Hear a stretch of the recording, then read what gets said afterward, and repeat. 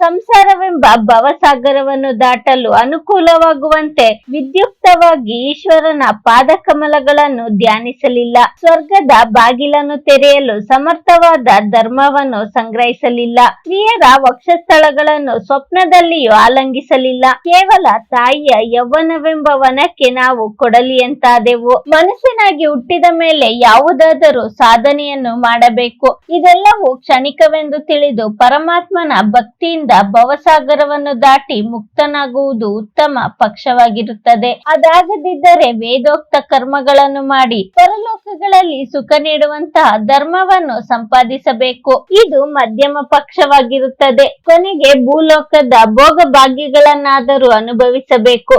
ಏನನ್ನು ಮಾಡದಿದ್ದರೆ ಹುಟ್ಟಿದ್ದು ವ್ಯರ್ಥವಾಗುತ್ತದೆ. ಕೇವಲ ತಾಯಿಗೆ ತೊಂದರೆ ಕೊಟ್ಟು ಅವಳ ಯೌವನವನ್ನು ಹಾಳು ಮಾಡಿದಂತೆ ಆಗುತ್ತದೆ.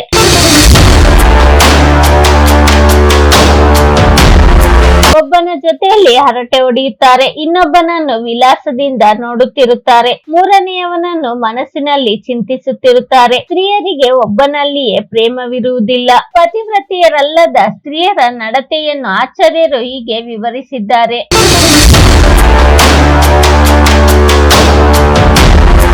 ಯಾವ ಮನುಷ್ಯನು ಮೋಹದಿಂದ ಈ ಸುಂದರಿಯು ತನ್ನಲ್ಲಿ ಅನುರಕ್ತಳಾಗಿರುವಳೆಂದು ಭಾವಿಸುತ್ತಾನೆಯೋ ಅಂತವನು ಅವಳ ವಶಕ್ಕಾಗಿ ಆಟಕ್ಕಾಗಿ ಹಿಡಿದಿಟ್ಟುಕೊಂಡಿರುವ ಪಕ್ಷಿಯಂತೆ ಅವಳು ಹೇಳಿದಂತೆ ಕುಣಿಯುವನು. ಸ್ತ್ರೀಯರ ಮನಸ್ಸನ್ನು ಅರ್ಥ ಮಾಡಿಕೊಳ್ಳುವುದು ಕಷ್ಟ. ಅವಳು ಪ್ರೀತಿಸುತ್ತಿರುವಂತೆ ನಟಿಸುತ್ತಿರಬಹುದು. ಅದನ್ನು ನಂಬಿದವನು ಮೂರ್ಖನಾಗುತ್ತಾನೆ ಮತ್ತು ಅವಳ ಕೈಗೊಂಬೆಯಾಗಿ ತನ್ನ ಸರ್ವಸ್ವವನ್ನು ಕಳೆದುಕೊಳ್ಳುತ್ತಾನೆ.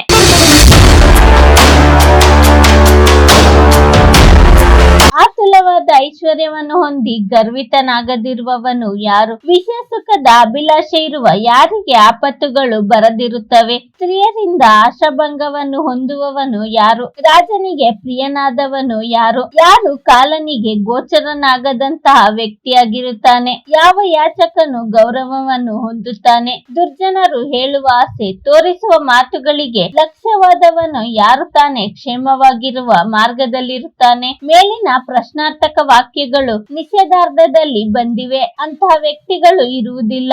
ಐಶ್ವರ್ಯದ ಜೊತೆಗೆ ವಿನಯ ಮುಂತಾದವು ಹೊಂದುವುದಿಲ್ಲ.